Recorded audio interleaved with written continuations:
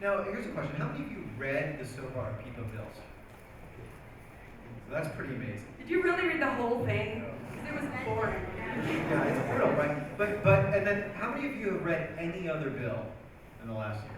Okay, so this is a very literate audience. That's great. I mean, that's great, but that's pretty unusual, right? We're not normally tweeting links to each other about legislation and policy, right? So it does take telling this story and telling this message. I'd love for Alexis, you to talk a little bit about the January 18th event in New York City that you spoke at, because it's something that probably a lot of people here saw images from, but talk about how that came to be. That's a really interesting moment. Real quick to your point, it might be helpful if we could maybe bring Ben and the other folks who make memes happen. If we could get Congress to just put out all of their bills in the form of advice animals,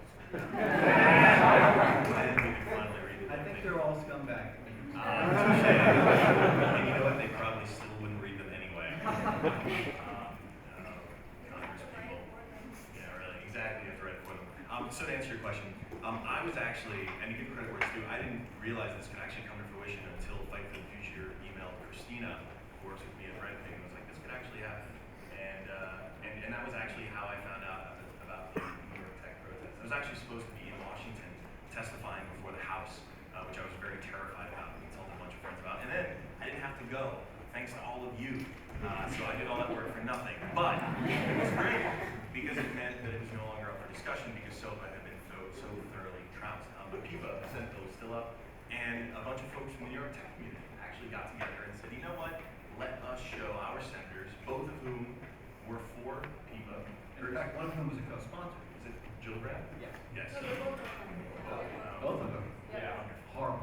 Apparently, so many Democrats were lined up to co-sponsor SOPA that they couldn't all co-sponsor because they wanted it to be a bipartisan bill. So that's what's going on right now. Yeah, and actually, and speaking of the policy question there, the reason they were lining up was it was such a slam dunk this thing was going to pass, that they all wanted to be able to claim they had their name on another bill that passed, so that when they run for re-election, they can point to, here's the success that I had. We've lost on copyright against the copyright industry for 20 years and more. And this is the first time we defeated them, and this is historic. Believe me, this is the hardest MPAA has worked on any bill. They spent tens of millions of dollars, I think it was 90 and 95. And this is the hardest thing they've ever worked for, and it was going to be a slam dunk just like everything else. So this was historic. And by the way, SOPA has now become a verb. So if you're SOPA, you're pretty much screwed.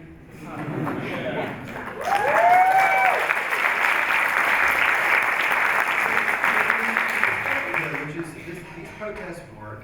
You know, you've got Alexis and his tie and his suit on the news.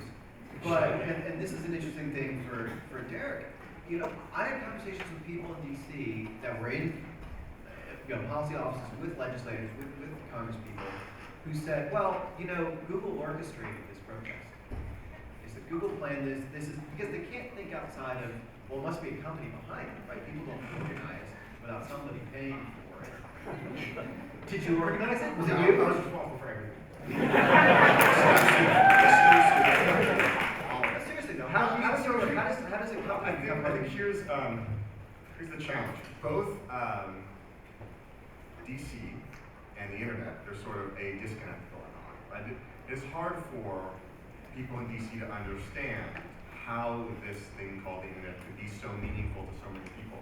So it has to be sort of a hoax or a flash mob. The flip side is that I think it's hard sometimes for us to remember that in DC, generally speaking, these people are good souls. They went there for the right reasons. I know we can sort of laugh about, oh, they're just piling on to get credit, but these are busy people trying to, run this democracy, keep it going, keep the economy going, and we need to have empathy for for them and what they don't know, and we have to actually figure out ways, how do we engage? So I think part of what you're asking, Neil, is, we had this moment on January 18th, but what's next? Because we can't really count on recreating that, and we shouldn't really expect that the next big threat is going to be a SOPA.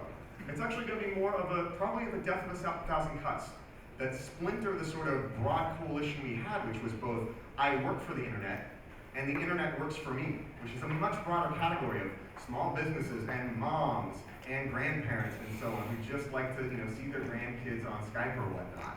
And we need to think of ways to keep that group together, both online and off, and the sort of things we're less to work on, and find out ways to actually engage those policies. So they're gonna stealth sneak it in. There's gonna be 100 little sofas, and that's how they're gonna get. Well, I mean, let me just ask a question. We were talking about governance. How many of you know about the ITU and its plans around shifting more internet governance to the ITU?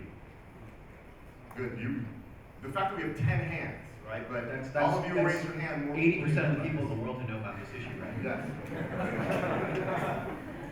And so there's an interesting thing here. We keep saying, well, they spent $94 million in lobbying, and even $95 million in lobbying, and the tech industry spent $14 million, plus or minus $1 million on these numbers. I hear those numbers and I think, $94 million isn't that much money. That's how much marketing was on Avengers, right? Like that's a week's gross profit on Microsoft Office.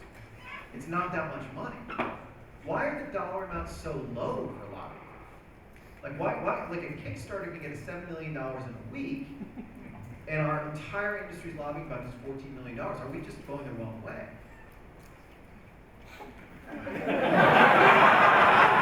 give me $94 million, I'll get a lot of shit done, okay? You've given me an idea for a really good Kickstarter.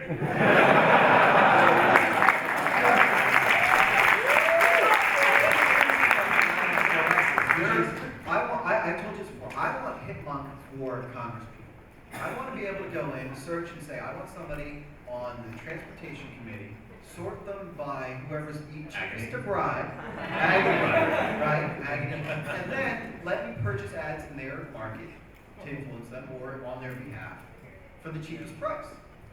Oh, jeez. All right, after we finish Travel Search, all right, here's the thing. I did not know, I blissfully knew very little about DC politics before November, and it became very clear to me from all the people who spend way too much time there that two things that dictate policy are lobbying dollars and voters. And we showed. And I think those are two sides of the same coin. Indeed. Not really. Well, if voters. Corporations are people, right? Yeah. Thanks, Supreme Court. Here's what gives me so much hope was that a bunch of people with phones, people with email addresses, were able to influence and scare our elected officials and remind them that they worked for us. And I know there are people in the movement who believe that we shouldn't play their game with lobbying. I really want to believe that we can do this job without playing their game. I'm not morally opposed to it, but what really excites me is the fact that back when TJ and company were thinking about this country, they weren't thinking about the companies that would be making the laws. They were thinking about the On an initial citizens. basis. TJ! I know TJ, so we're like, So Ben Haas, sitting in the front row over here, actually has a really good concept around this, and this is Congress as customer service. When your Comcast service breaks, you're pissed off, and you call them up, and you complain. So why don't you enter your Congress people's phone number into your phone, and there's something that we can do around this. And the next time you're pissed off about something, give them a call, because they're your customer service for the Ben, government. do you have an app for that yet? The Congress app from the Sunlight Foundation. No. Well, yeah, Sunlight's got a number of very good apps around this, and you can go to sunlightfoundation.org. Well, just to answer your question directly, the content industry compared to other industries is very small. It's much smaller than defense or oil, banking. Banking's like one of the largest lobbyists in Congress. So, yeah, they're kind of an easy target for the internet to take down. So that's good compared to, big oil and big banks. But they still had so much sway with Congress people. They've been darlings of a certain party, and we're making a video that's going to be called "What is the MPAA?" that says, yeah, you can take money from actors, actresses, musicians. They're great people, but look at what you are signing up to when you sign up with the MPAA. So let me push back. I think that's If the question is the content industries are pushovers, and that we're pushovers, the content industry is there, isn't something that they just showed up? I mean, I talked to people that were in Congress or in the office of Congress, people that said, well, you know what? They had a lobbyist here to explain to me what the issues were, and nobody came from the internet and said, this is what this law is about. So it wasn't even where there was a discussion of, I agree with this person and not that person. It was only one person showed up.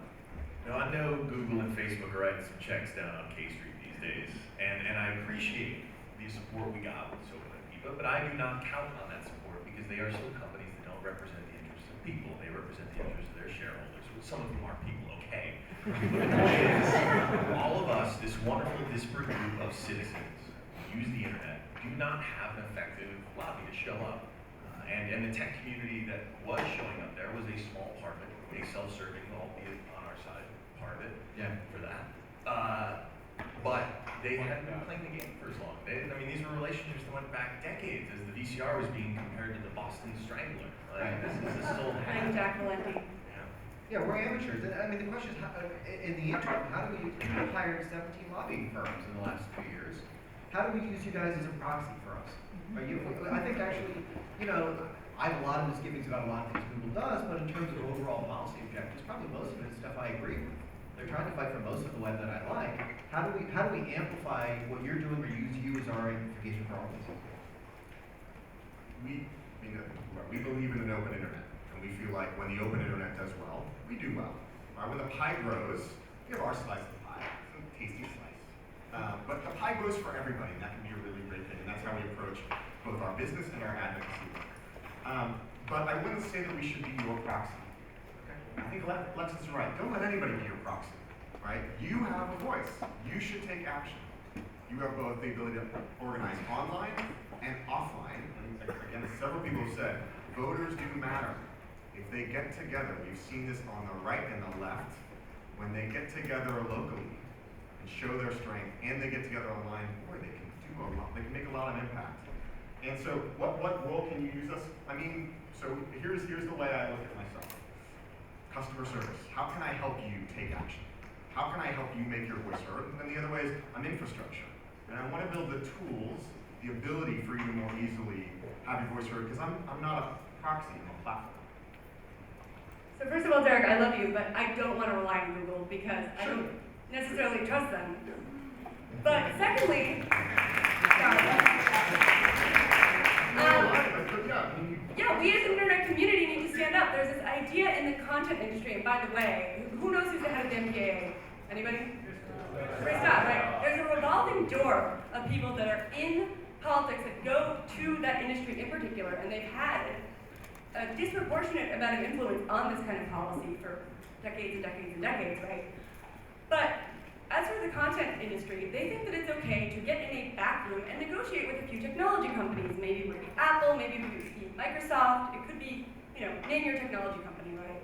And then they think that that represents the quote-unquote internet or the quote-unquote technology industry. So it's up to every one of you to say that we will not stand for backroom deals and we will not be represented by one corporation because we are the fucking internet and we are not going to let these people take it away.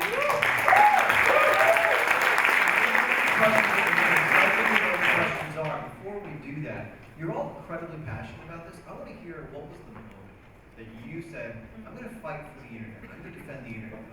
You're all very brilliant people. You've done a lot of things entrepreneurial and creative. There's a moment where you say, no, this is what my work is going to be. This is what I'm going to do. Talk about that moment. When did it change for you?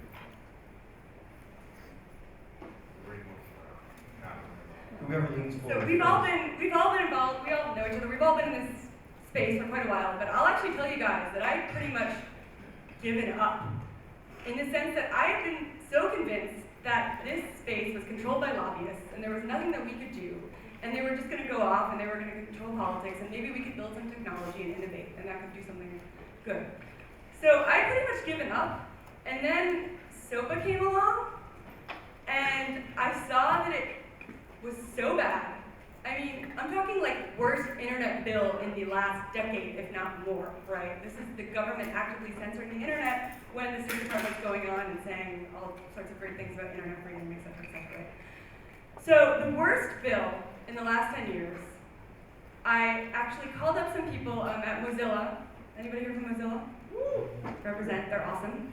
Love you guys. And said, we have to stop this. This cannot happen. So we got some people together. I think actually everyone here might have been in this initial meeting. And we had staffers there. And people thought, oh no, this is just another one of those bills. It won't actually pass. And we had two staffers that told us, if you guys don't do something huge, this is going to pass. And we were like, holy shit. So it was at that moment that I realized that we as a community actually could do something. We had websites with, you know, hundreds of millions of potential users. And I think at that point things coalesced and came together, and we had an initial November 16th day of action. But I think it was at that moment that I stopped giving up, right? Like I basically changed my mind and realized that, yeah, we can do something. Thanks to, like I said, Fight for the Future and Forward from Christina, I realized that this may actually become law. And I found myself preparing for a trip down to Washington to meet with a few representatives and senators, including Representative Chaffetz, who sort of famously demanded that we bring in the nerds during the House Judiciary Committee meetings. Now granted, as John Stewart pointed out, if we were any other kind of experts, it just would have been experts, but we'll take it, that's fine. He still said it, while other representatives admitted they didn't understand the technology, that we still needed to pass this bill. The point is, I consulted Reddit the night before I went down to Washington, because what else was I going to do? And I asked our technology what I should talk about. I was probably only going to have a few minutes as we were around the table. I know Micah, who's from YouTube, was also there. We all sort of told our story. And I thought the two important things I could bring were my story about entrepreneurship, Steve Huffman and I in Medford, Massachusetts, starting Reddit.com with $12,000 in funding, and a year and a half later being acquired by Condé Nast and being the internet success story that could not have happened were these bills law. And then I thought about the other story, the story about censorship, and I asked Reddit, what do you think? Entrepreneurship, censorship. And Reddit was like, fuck censorship. No one's gonna care about that. Tell them about entrepreneurship, tell them about the jobs, tell them about the fact the internet industry is one of the healthiest parts of this economy. Now that hurt a little bit. But what infuriated me was that as I was actually having these discussions, as I was telling my story, how grateful I was for all the opportunities the internet has given me and so many other people, it was the careless, it was the brazenness with which our opponents were willing to push that all away and make all of that go away. And for me to imagine my life as an immigration lawyer, which I would have been if it weren't for the internet and a Waffle House, but that's another story. True, great waffles. Without that, it would be an entirely different life. My entire identity is, I think, like many of you, forged by the internet. And to think that someone was trying to take that away from me hurt so much. And so I told my story, and I left out the part about censorship, and I made them feel so awful that they were destroying such a vital economic part of our country that we actually started to hear them change their attitudes a bit by the end of those meetings. And I feel like so much of how this became personal made this such a powerful movement for so many of us, because that's the kind of thing that gets you out of bed in the morning, that's the kind of thing that makes you make one last phone call, and that's the kind of thing that actually gets you to come out and, you know, make some well-written signs for your senators and representatives